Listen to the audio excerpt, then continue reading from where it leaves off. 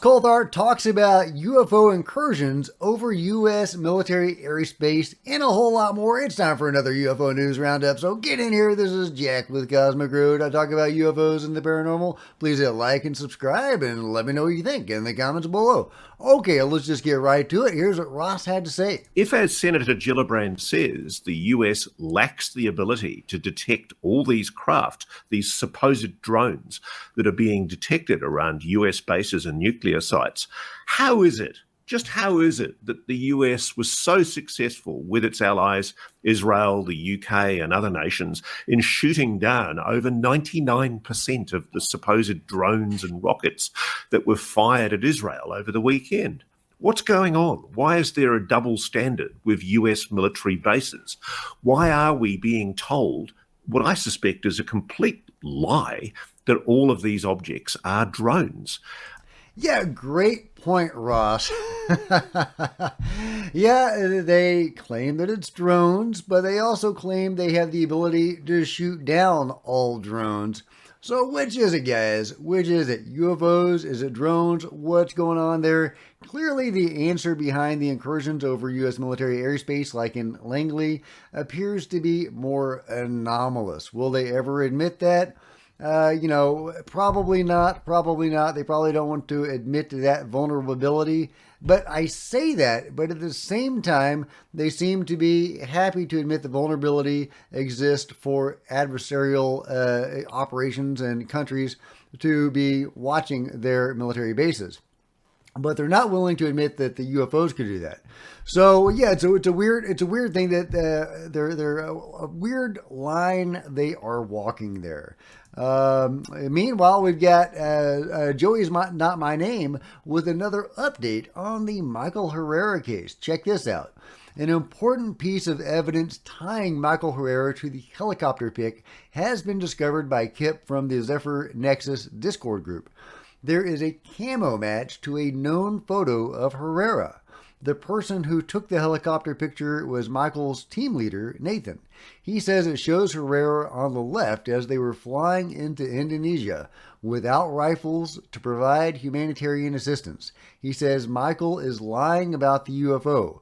Michael denies it's him in the photo, and he says he was not with his regularly assigned squad when he flew in. I have attempted to contact the other person in this photo with no success. Nathan can't remember anyone else who was with him on that mission. He provided one other name he thought might have been, but I've been unable to get in touch with them either. And judging from the people that have had who have been digging into the pictures, it doesn't appear to be Michael. Apparently, the nose is different, and people have been able. Yeah, Ian Harding says the nose is it Ian or is it Ian? I'm sorry, Ian. I think it's Ian. I think it's Ian. Okay. I'm probably getting that all wrong. I apologize, but I'm just going to say Ian says that the nose is very different, like not similar at all. The guy in the helicopter has a very Roman nose, and Michael's bridge of his nose is much less pronounced. Very odd that this person is claiming it is Mike. Yeah, exactly. So is this some sort of disinformation that is being put out there to discredit Mike? Or something like that. It's very, very interesting. Very interesting. But, I mean, it's hard to... I'm trying to blow this up for you, but I can't see how to blow it up. There's no enlarge feature on a GIF, I guess. But, yeah, it doesn't... You can see, if you squint, that nose is very different from that nose. So, anyway, very interesting update from Joey's Not My Name. Meanwhile, cylindrical, this is an older video, but this is really great because this corroborates the John Bell sighting. I love it. There's the cylindrical UFO videotape by Kentucky amateur astronomer Alan Epling. And you get this crazy craft here, and you can see the two bright white lines. Several eyewitnesses in different areas of Kentucky reported seeing a strange cylindrical UFO hover for 2 hours in clear skies last week, but an amateur astronomer's striking video and images of the object are now coming to light. I'm not going to read the whole article, but doesn't that object resemble that? Right? Doesn't it resemble this sighting from John Bell from Real Florida UFO? And you should definitely go check out his channel. He's getting all sorts of amazing contacts. Some UFOs that make a sound, some that one that collided with his multi-ton truck and rattled it. And he's some that he's even given names like Tinkerbell that show up so often. But doesn't that resemble the object in the article? This thing right here, don't they look alike? Don't they look alike? I think we're looking at the same thing, but let me know what you think. So what became of the AARO skiff, where the Congress people were going into the skiff with a representative from AARO, ideally getting some information from that organization? Well, they don't seem to have gotten much, but here Robert Garcia is at least talking about future field hearings or future hearings within Congress, so that's encouraging. The audio is really bad. I'm not going to play it for long. Presenting. Sounds like you got to run. I got two questions for you. Sure. So first is, you had your question answered, but did it seem generally like from the lawmakers in the room, they were satisfied with some of what they were hearing? Well, no, just because they got my question after doesn't mean I'm totally satisfied. Yeah. I mean, I think that I just want to have more public hearings. I think public hearings are really important. Classified briefings are great. We can ask for more public hearings. It's not a decision that those of us in the minority can make. This is, I mean, quite frankly, on the majority. It's on. Okay, so he's calling for more hearings, and and he's calling for public hearings over classified hearings. So that's great, but he's not telling us what they got out of the skiff, if anything. But it does look like there's forward progress and forward momentum within Congress for more hearings, and that is awesome. So that is great. I didn't expect anything to come out of the skiff, but if I see more, of course, I'll report on it. And, fingers crossed. Who knows? Who knows? Meanwhile, this looks like a lot of fun. It really does.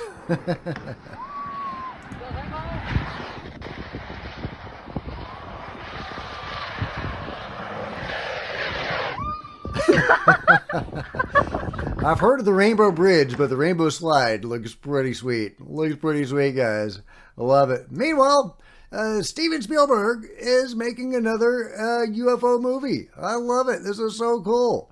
We don't have a lot of details about it, but it is going to be an original movie. It doesn't seem like it's based on anything. It's not an adaptation of anything, a book or a video game or anything like that.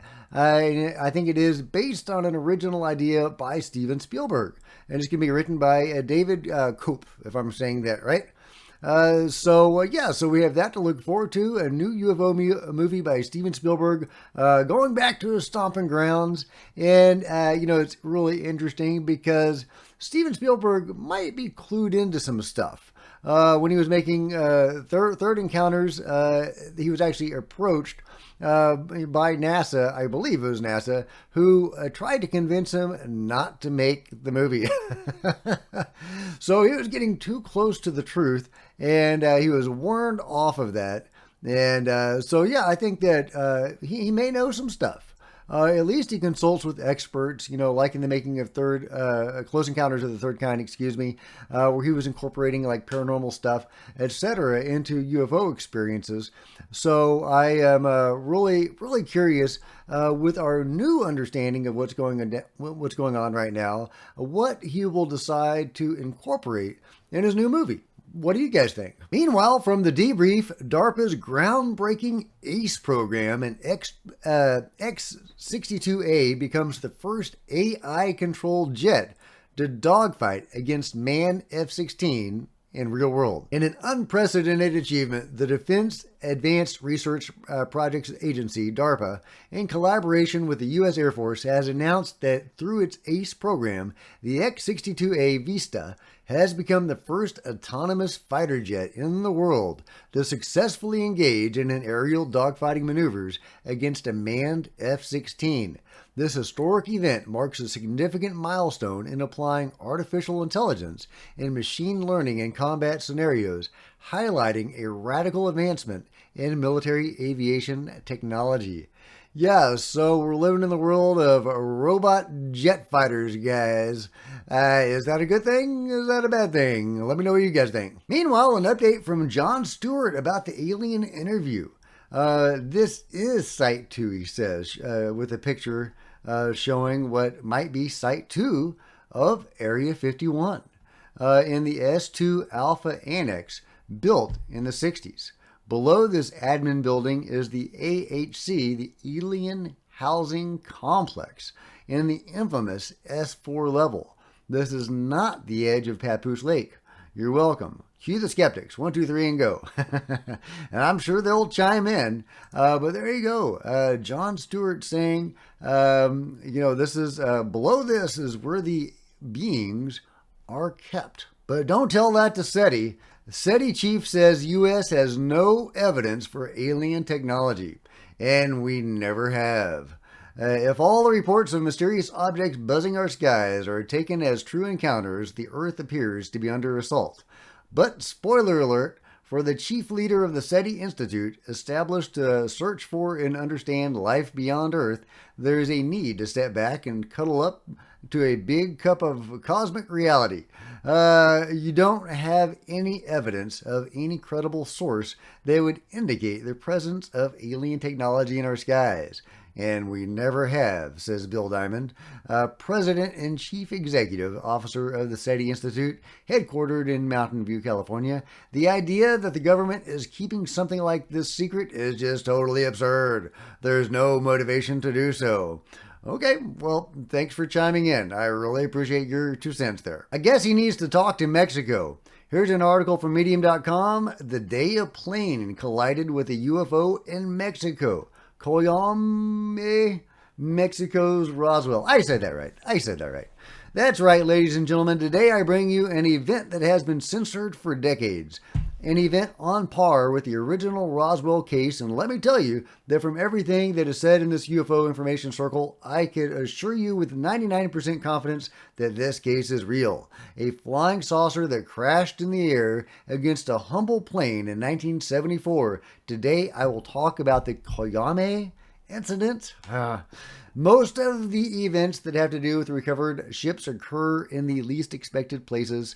Well, I'll let you read the full article at your leisure, but there you go. Another case where UFOs have collided with human vehicles. Preston Dennett did an entire episode, an hour-long episode, talking about many different cases where UFOs have indeed collided with planes, trains, and automobiles. Yeah, that's right. Now, UFOs colliding with trains. Isn't that crazy? But Preston Dennett's research is pretty compelling, so I invite you to go check that out, and I've linked to that before. But yeah, it is a thing. It is a thing. So even if UFOs don't mean to be a threat, sometimes they can be a threat unintentionally. You would expect these objects to be a little bit more perfect than they are, and the pilots of these objects to be a little more skillful than they sometimes are. So, why do they keep colliding? Why do they keep crashing? One theory that I've heard advanced is that the Earth's electromagnetic field is unstable. And since they are kind of surfing on these magnetic waves, it's a problem for them. So that could be an explanation for why they do it. But let me know what you guys think in the comments below. Meanwhile, Jay from the Unity Project is asking, where did the illumination come for the ancient peoples that were using these, ancient halls? This is from the Temple of Hathor, I believe. And you can see there's no smoke. There's no smoke scoring on the ceiling, indicating they didn't use torches. But there's no sunlight here. So where did their illumination come from? And of course, it's pointed out that there is a depiction on the wall that some people believe represents a light bulb. Now, I don't know if it represents a light bulb or not. Yeah, they're about to show it right here. It's a snake-like figure coming out of a flower. And yeah, you can see the head of the snake right there. But it also kind of looks like a light bulb. So I don't know what they were using for illumination back then. Maybe a system of mirrors. Maybe they did have some advanced technology, because I think somebody back then was working with the beings, or the beings were doing stuff on their own. But they do seem to have had some technology that we don't know about. So what do you guys think? How were they lighting halls like this when they were in use? Last but not least, check out this cool UFO sighting by Michael. I don't know if you want me to use your last name or not, so I'll refrain from that. Yeah, this is in Bryan, Texas. This is where I live, in the College Station area. And this is a really cool UFO sighting. Check that out. Can you think of a mundane explanation for that object? Could that be a balloon or something? He also is able to detect a second object. I don't know if we're going to be able to see that. He was able to go frame by frame and pick it out. Yeah, I can't see it with my naked eye. Can you guys see it? But yeah, there is that object in the sky, and it's not leaving a trail. I don't believe it was making any noise, so not a helicopter. Always a balloon or something like that is always possible, I guess. To me, it doesn't look balloonish, but hey, who knows? Who knows?